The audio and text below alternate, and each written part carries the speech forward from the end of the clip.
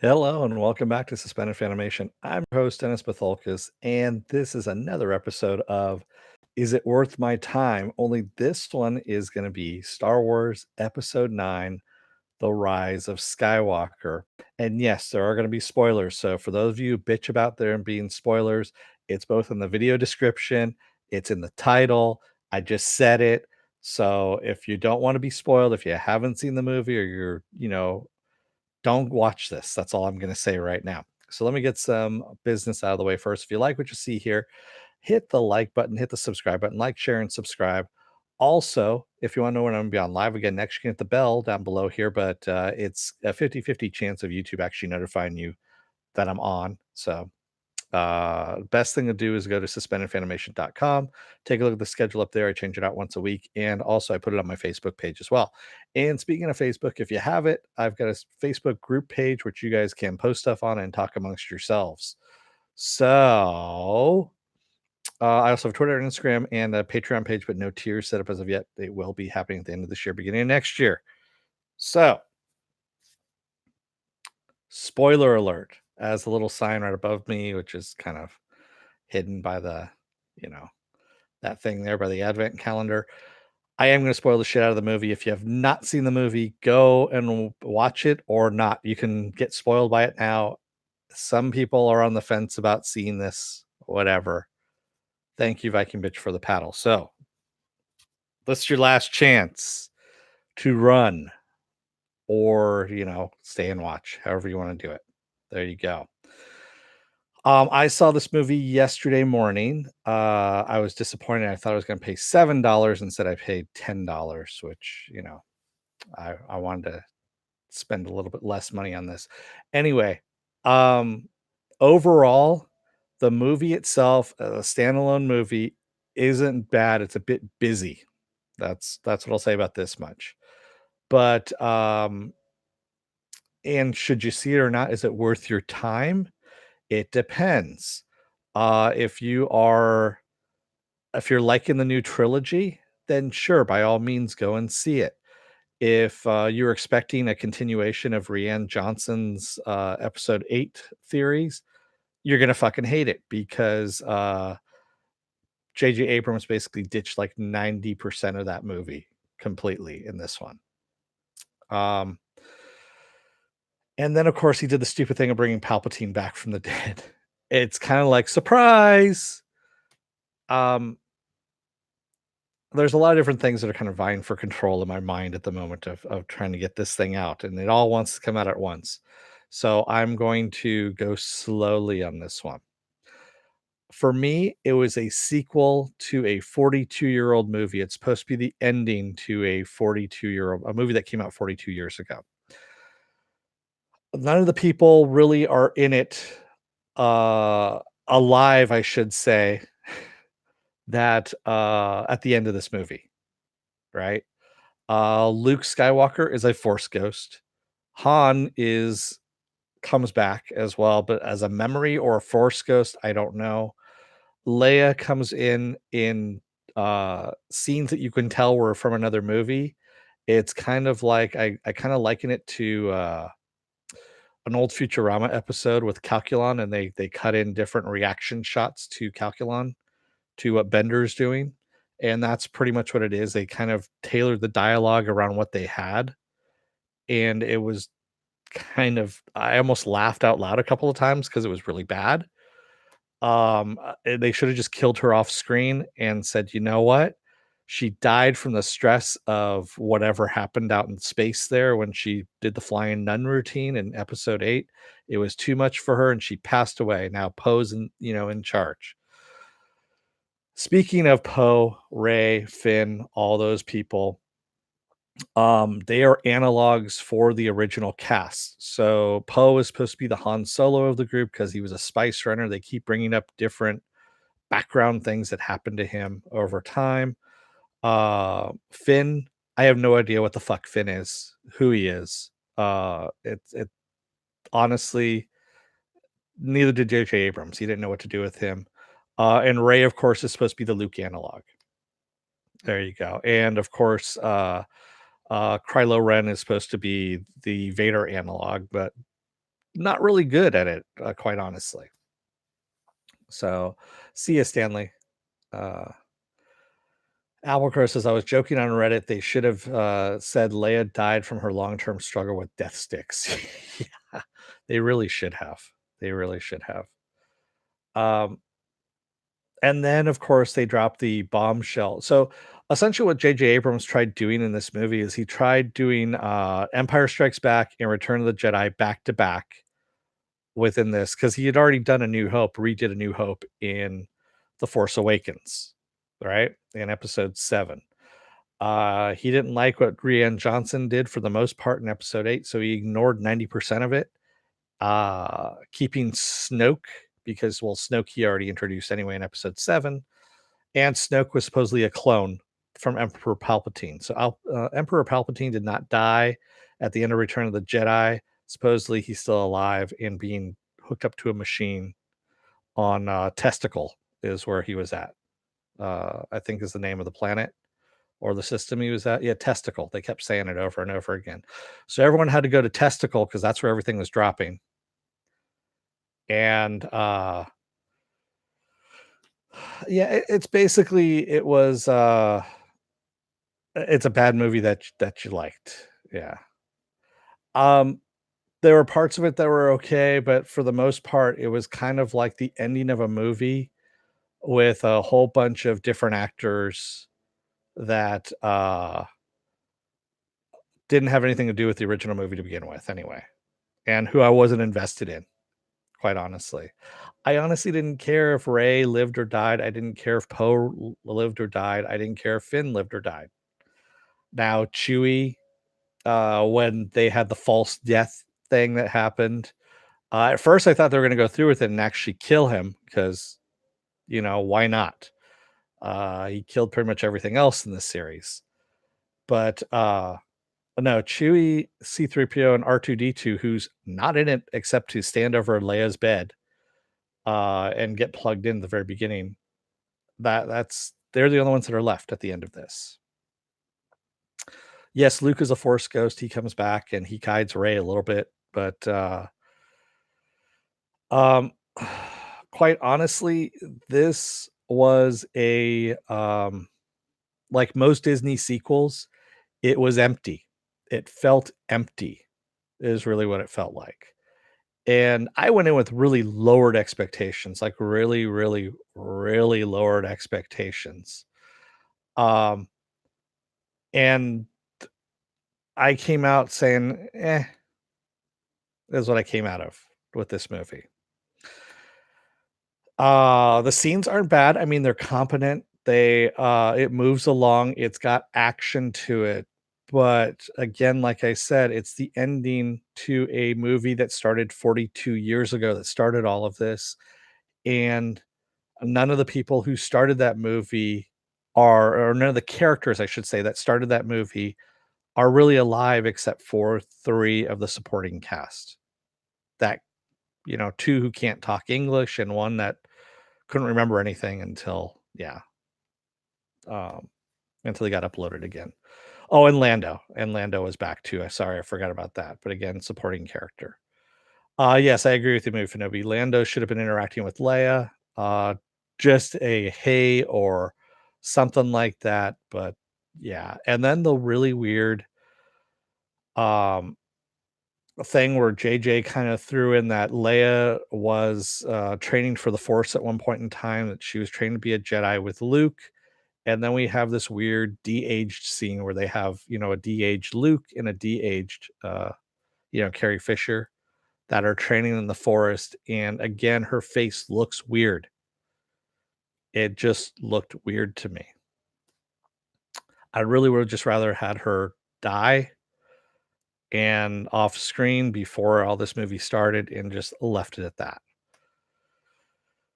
Yeah, and the mystery and the thing is all the MacGuffins that happened where you get Kerry Russell's character who just happens to have this chip that they need in order to get aboard the Star Destroyer so they can break Chewie out and they can get the Millennium Falcon back.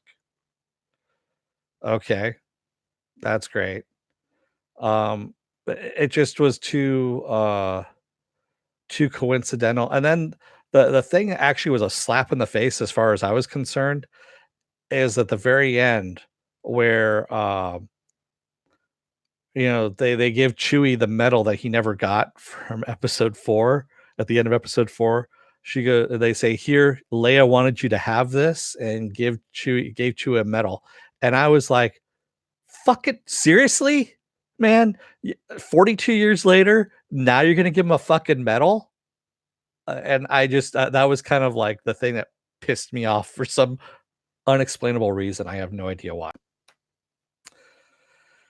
Yeah, and Kerry Russell got off, the destroyed yeah, there is no cohesive story to this, quite honestly. Dante S says the idea of Force ghosts actually touching and interacting with things annoys the heck. Yeah, me too, Dante S. That's the whole thing. They are not supposed to be there to interact with anybody. They are supposed to be there to guide people. That's it. And give bad advice as they normally do. Yeah, I didn't like Maz either. That character, as far as I was concerned, just was really ridiculous. Yeah. Yeah, it was Hans Metal. I agree with you, Movie Finobi. And then okay, let's talk about the Force Dyad as well, which is just as bad of a new idea as midichlorians were back in the early 2000s. So the Force Dyad is supposed to be that you have uh two force users, one light, one dark, that are working together. They have a link supposedly, and they are together. They are stronger versus up, as opposed to apart. And so Ray and Kylo are supposed to be the Force Dyad against the Emperor, and he uses them basically as a battery in order to recharge himself and come back to life. And the Force Dyad thing just really didn't make any sense whatsoever. It was brought up and then discarded as quickly as it was brought up.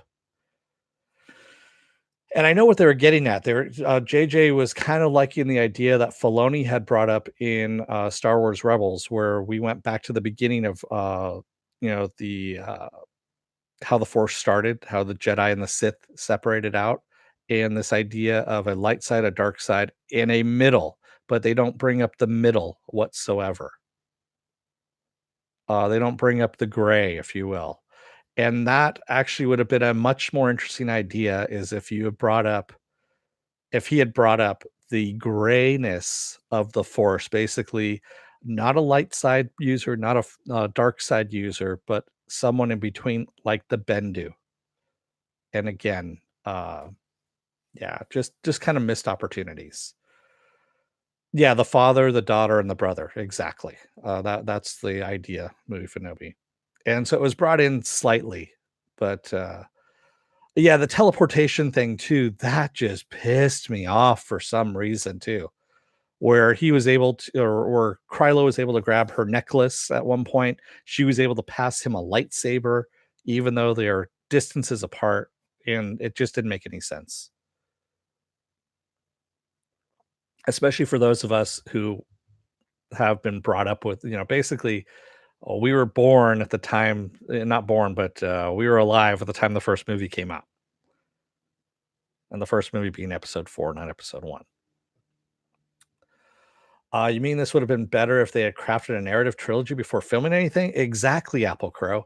So if Disney, or Kathleen Kennedy, I should say, and Lawrence Kasdan had decided to, I don't know, come up with a storyline, just an overall backbone of a story to before, how they wanted this trilogy to go. Didn't need to be set in stone, where you could actually change things here and there, tweak a few things, but keep the overall story arc complete.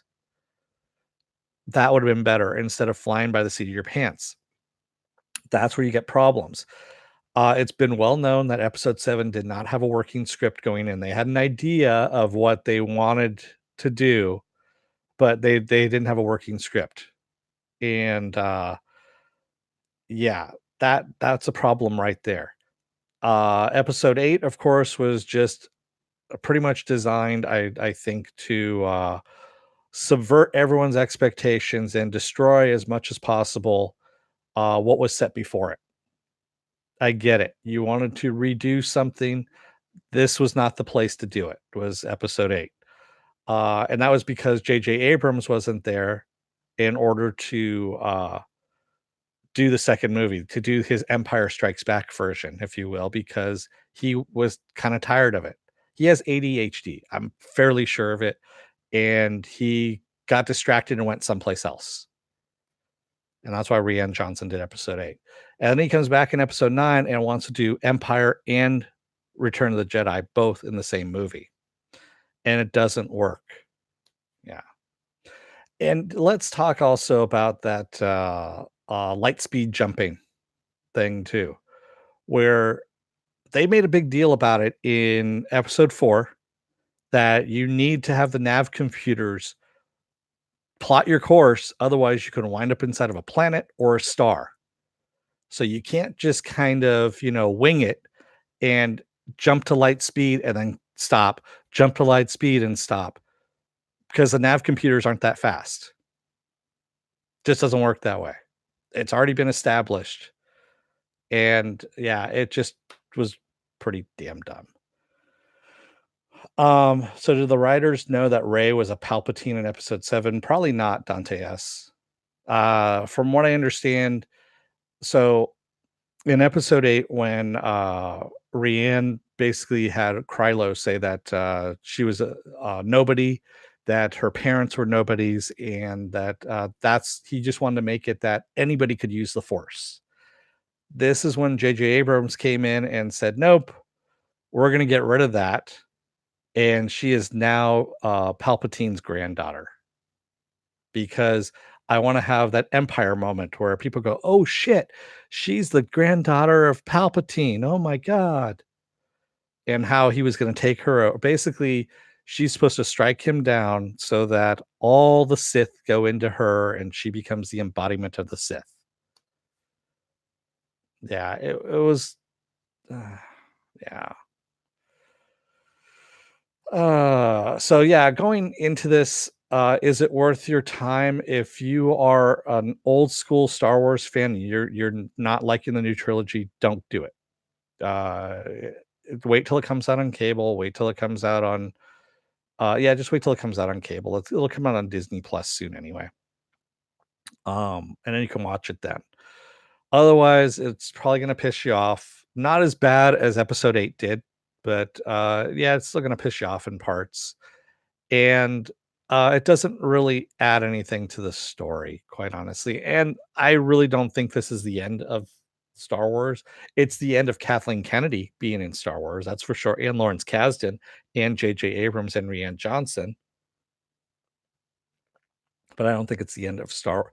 And hopefully it's the end of the Skywalker line. And by the way, the Rise of Skywalker, what the fuck does that mean? It basically just means at the end that Rey takes on the Skywalker name because she didn't want to use the Palpatine name because everyone knows what the fuck who Palpatine is. So that's what it was. She's the only one that survives at the end of all of this. And then of course she buries the brother and sister lightsabers. Yeah, it just like I said, there's different ways to go about this that would have made this trilogy a lot better. And quite honestly, Disney should have not hired J.J. Abrams to begin with. They should have also shit canned Kathleen Kennedy to begin with, and should have brought Dave Filoni into this at the very beginning of it. Yeah. Um, Especially since you have the Mandalorian that's out right now on Disney Plus, and it's a much simpler story and a much better story. I hate to say it, but yeah, it is. And it's much more Star Wars than this thing is. This just is an empty shell. It really is. Rules you speak, use of thinking, use of rules gonna die. Yeah, I know, really. Thanks, Apple Crow. Sadly, I think this was the best one in the new trilogy. Dante S. I, you know, After seeing this, I'm not pissed off about it. Um, I'm just saying that there was a missed opportunity to actually bring a closure to this series that would have been really nice, and, unfortunately, they hired all the wrong people for it. Um, yeah, and I don't think this was the best of the trilogy. Quite honestly, they're all pretty much the same as far as I was concerned. And the thing is, this movie, the people who like The Force Awakens, will be somewhat pleased with it. The people who liked, Episode 8 are gonna be pissed about it because it ignores Episode 8 for the most part. Uh, and, and then, like I said, the people that are actually, fans of the original trilogy are gonna be a little bit miffed about it, but at the same time, they're just gonna go, "Eh, okay, it brought closure to it, it's ended. There we go. Not the way I would have done it, but it's ended." And then, of course, the people that, are fans of the prequels, because we also have those people as well, are gonna go, "What the fuck was that? But I like it." It's mainly what this was. It was made for children, is what it was. This whole thing, this new trilogy.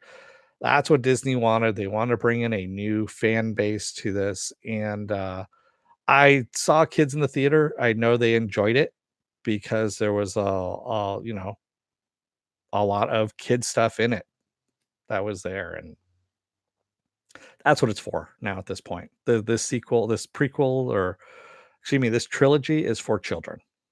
It's not for any of us that actually had been watching this stuff 42 years ago. I love episode 2 and 3. I can still rewatch them. Yeah, great Dante. I can't. There's stuff in there that just makes me laugh. It's bad. Yes, I know Lucas did them. They have the same tonality. Uh, those first three, the episodes 1, 2, and 3, all have the same tonality because it's all the same director, which is good, but it doesn't fit 4, 5, and 6. Yeah. Applecrow says the family next to me left a private screening in the middle because the kids were bored. Wow, that's kind of interesting. And Applecrow says the prequels were bad, but they weren't wrong. The sequels are bad and wrong. Yeah, yeah. Keith Hamilton says, Dennis, are you going to review Cats for us? Hell no. Although I've been hearing that Cats is probably the new Rocky Horror Picture Show, is what everyone's saying. There was a great, I think Movie Finobi actually liked it. It was a tweet that someone had tweeted out about a review of it. And I guess at one point, one of the cats unzips their fur, and underneath the fur is fur another fur costume, wearing a costume underneath on top of it. If that wants to break your mind anyway at some point in time. Yeah. When I read that, I was just like, "No, no, that's gonna be a shit show of a movie. I can't do that." Young kids, but not too young for Star Wars. Oh, okay. Okay. Yeah. Yeah, Cat seems like it's one of those things that, should be banned by the Geneva Convention, and, Applecrow says, "I mean, I haven't seen it, but I am I am philosophically opposed to Taylor Swift and Rocky Horror being mentioned together." I didn't mention Taylor Swift. I said Cats and Rocky Horror. You're the one who said Taylor Swift.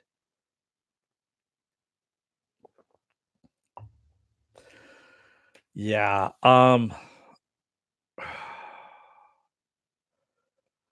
so, it's done, the Skywalker line is done. We had 9 movies out of it. Hopefully, that's all we ever get out of the Skywalker line. I don't wanna see any more. It's done, it's over with, let it die. Do some new Star Wars like The Mandalorian, do some new stories like Ezra Bridger, like Ahsoka Tano. something like that. Do other stuff in the galaxy that's there. You have an entirely huge galaxy of characters that you can pull from. You don't need to have force users all the time. Wait, Dennis, did you just say let the past die? No, I said let it go. I am channeling my inner Elsa and saying, let that shit go. It's done. Apple Crow says the seventh seal of the apocalypse will be TS doing a cover of Rush's Spirit of the Radio. Eh, no one does anyone ever remember what Rush, Spirit? Uh, quite honestly, Apple Crow, I would find it hard pressed to find a millennial who actually knows what who Rush is right now.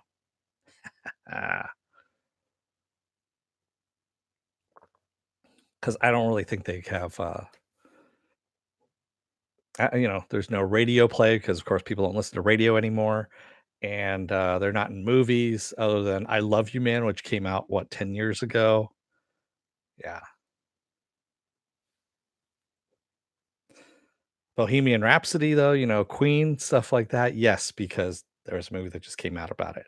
Rush, on the other hand, I hate to tell you, but most likely not. What am I drinking? It's just water, Dantes, as far as you know. Yeah. So I got that off my chest.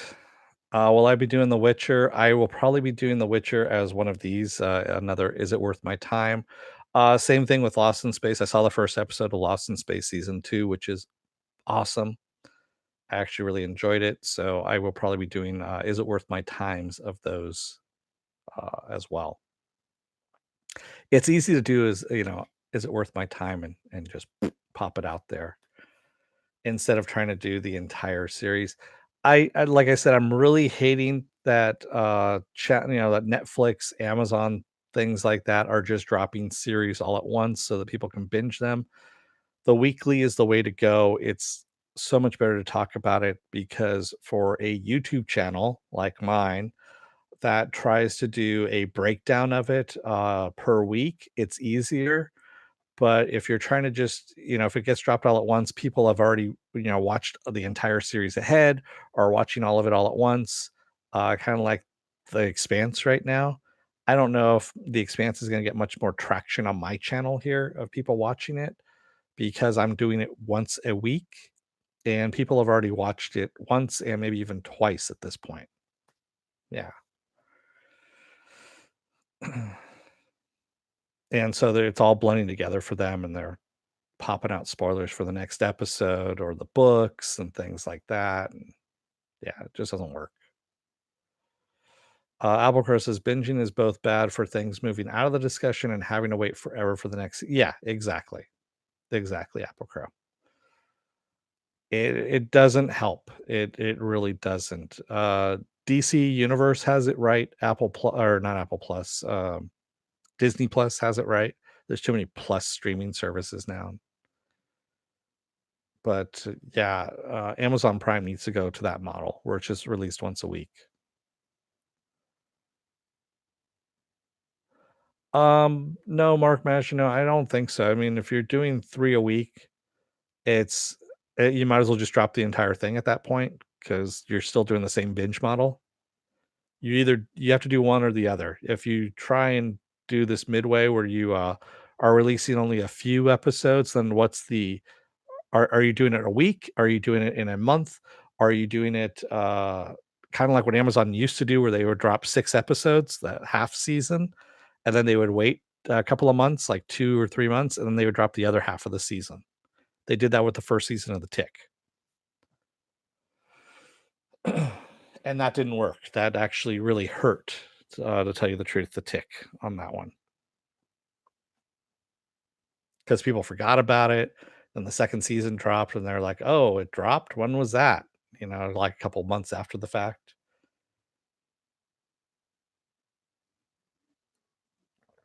And it just pisses people off too. But if you do 1 episode a week, like clockwork, where people know when it's gonna be on, they actually will record it, watch it later, all that kinda stuff. Oh, good God, Apple Car, you need to go and watch that. That's actually some good stuff. Some really good stuff. There is a brilliant, brilliant parody of Superman's, the Superman the Donner movies. Uh, Can You Read My Mind scene? It's a brilliant parody in one of the episodes of that season too. So go and watch it.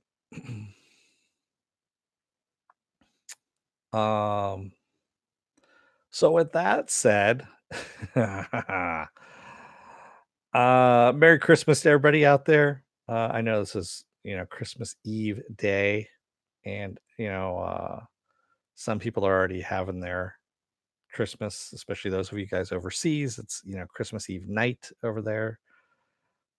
So this movie was so bad that we're now talking about The Tick. No, we're talking about binging things. Viking bitch is what we were talking about. Mark Maginot says, I'm rewatching The Witcher now because I missed so much on the first run. That's why I'm taking my time with it. Again, like everything else, I can't do the binge stuff anymore. I really can't. I'm getting too old. Too old to do that shit. Getting too old for this shit. Of Rise of Skywalker is so bad it's legendarily bad. No, I don't think it's that bad. So the thing is, it had some good moments to it. It had some good scene by itself as a standalone movie. It's competently done. Okay, it's edited well. Some of the dialogue's a little wonky, a little shitty, but then again, it's a J.J. Abrams movie, so what do you want? And them trying to him trying to fill in also Finn's background a bit and Poe's background is somewhat as they're on the run. Basically, it's an exposition as you're on the run. Going, "You were a spice miner? Oh, my you were a spice smuggler? What the hell? When did that happen?" As they're running, and they're saying this. "Why were you a spice smuggler?" "It's a long story." "Well, why don't you tell me? We have enough time because 'cause we're running, and we don't need to save our breath as we're running, but you can tell me."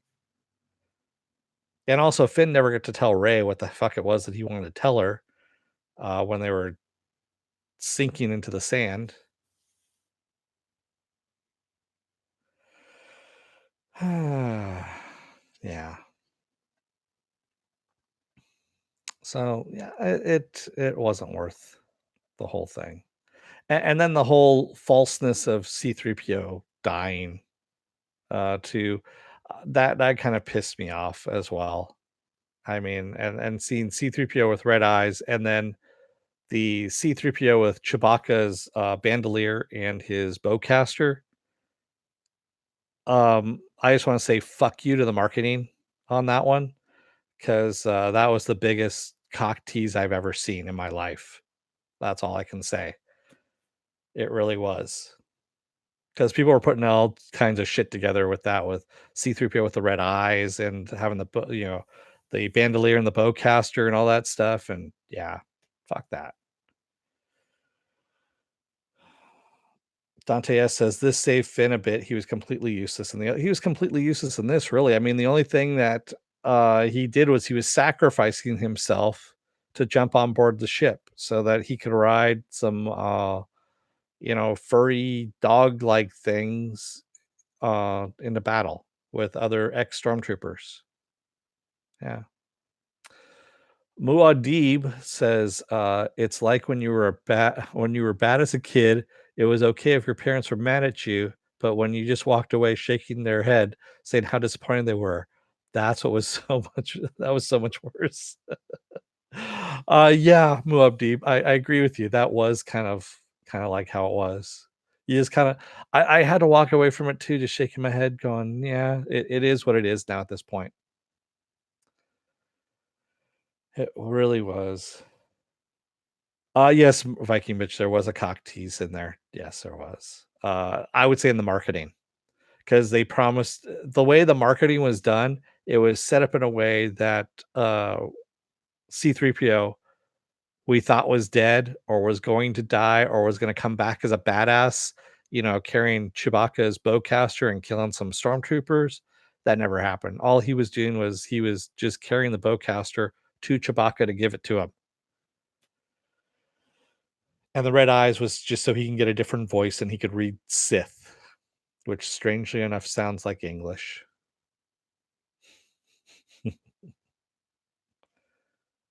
Yeah. Apple Crow says, I'd say 50% of Return of Skywalker was created for the toy department. I hated the new tiny characters. Yeah. Yeah. 3PO with another bad robot. I mean, yeah, that little robot, Debo or DDO or whatever the fuck his name was, the one-wheeled, megaphone with the, "No touch, please," kinda thing, because he got touched bad when he was a younger robot, I guess, and he needed the money. Yeah, that just kind of ugh, God. So the theater that I went and saw this at yesterday, there's a Barnes& and Noble in the same, complex. Yes, there is a still Barnes& and Noble in there, and they had a Star Wars display with, some Funko toys and whatnot, and all the toys were completely untouched. Everything was nicely packed, while everything else in the store was pretty much destroyed.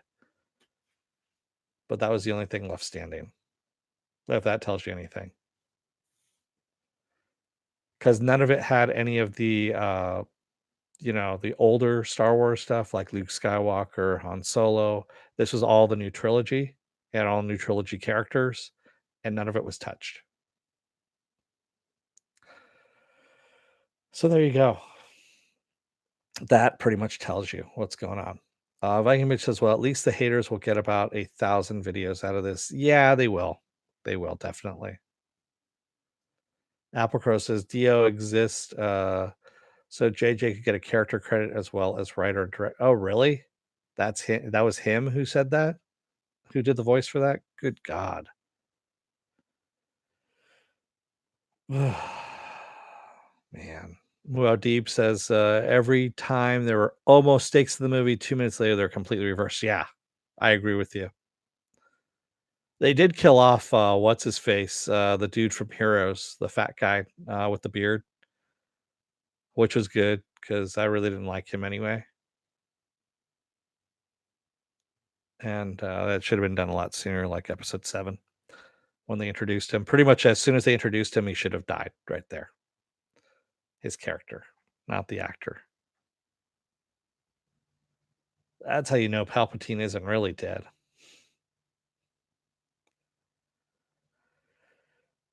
Yeah, and that's the whole thing that got me too. Is like, well, oh, okay, so Palpatine has to die. Does he have to die by Rey's hand, or can anybody just kill Palpatine and then he automatically goes into Rey? Which sounds wrong because he's going into his granddaughter then at that point. Seems a little incestuous to me, and maybe even a little, backwater hillbilly, shall we say? Um, or is it that he needs to be killed by her hand and her hand alone in order to get to be, enter into her? There's just no good way of saying it, quite honestly. You really, I mean, you need to actually come up with some guidelines on this as to how you want this to happen. Apple Crow says it's sad to say, but I think there might be a lot of merit to RLM's theory that all cameos were just to get money off the back end. Who's RLM? Dante S says, "Oh, there will be 20 plus videos from the same person repeating how bad this movie." Yeah, I know, Dante. Were they trying for the Game of Thrones thing by introducing incest? Um, no, what they were trying to say, Viking bitch, was that when she struck him down, since she's Palpatine's granddaughter, that he and all of the Sith, she would embody all the Sith that came before them would magically go into her, and they would all rule as the new empress.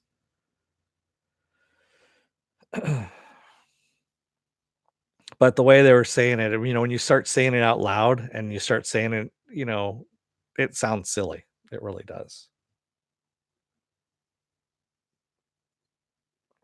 That's right. Before Game of Thrones, there was Star Wars. I mean, Luke totally did his sister. We already know that, right? Am I right? Yeah. Man. So there we go. That is everything in a nutshell. I'm not gonna belabor it anymore. Thank you everybody who joined me today in the chat. Thank you if you made it this far in the video. If you're pissed, you can leave those comments down below in the comment section. I know plenty of you will be because I didn't like your version of Star Wars. Sorry. No, I'm not sorry. I really am not. I didn't like it. It's my opinion. So yeah. At least Ray isn't asexual anymore. Yeah, she finally got to kiss Krylo, and then he died for his troubles too. Although it goes without saying, you really couldn't leave Krylo alive, or Ben, I guess you could say it, alive, after all the atrocities that he committed. Because quite frankly, will the rebels actually bring him into the fold at that point? I don't think so. It's the same thing like with Vader. They wouldn't have brought Vader back into the fold if Vader had survived and after being turned back to the light side. Um, Dennis, it's obvious we just didn't understand Rise of Bad Robot alumni. Yeah, yeah. God. You know what it was? It felt more like a TV movie. That's what it felt like. Come to think of it. So Star Wars films always had that grandiose kind of feel to them, and this didn't. It felt like a TV movie. That's what it felt like. Come to think of it. Yeah. Well, anyway, I'm gonna let you guys go. Thank you again to everybody who joined me today in the chat. Thank you if you made it this far in the video. Don't forget, I'm gonna be off tomorrow, which is Christmas Day. I'm gonna be off on Thursday, or maybe not. Maybe I'll come back on Thursday for something. Friday is gonna be The Mandalorian in the morning at 9 a.m. Pacific Standard Time, and Harley Quinn in the afternoon. Take a look at suspendedfanimation.com for the scheduling. Also, on Saturday is Saturday Morning Blast Off, where I take the genre news of the week, talk about it, and any other genre stuff you guys want to talk about. Sunday is going to be the contest results for Mr. Robot. So we find out who wins the mask, and we find out who wins the keychain. There we go. All right.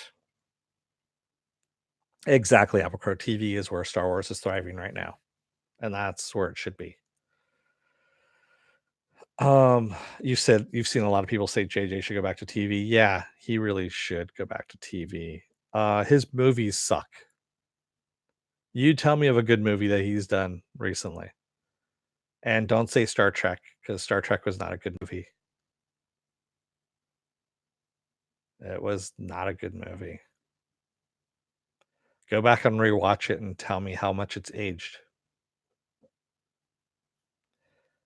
There was that I guess his Steven Spielberg homage that he did with the kids in the 80s and all that stuff. Even he hates that movie, which I kind of find funny that he actually hates one of his own movies.